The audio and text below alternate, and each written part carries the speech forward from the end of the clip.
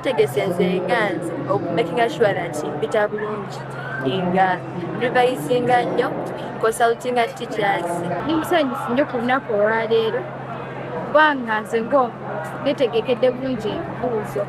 Tukoze revision yamala aba facilitators badise ne batusomesa ebintu byonna.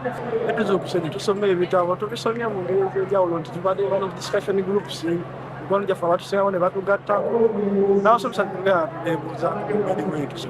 Abasomesa baffe bakoze omulungi era ng'ekisigadde nze ng'omuyizi genda kukola kikuuzo era nga nsaba Mukama ankwatireko. Njagala okubiriza abaana baffe mu Uganda abagenda okutuula ebibuuzo. Okusookera ddala si mwe mugenda okusooka ate ne beba kalikulamu empya eri abaseniyako muli mutendera gwa kubiri.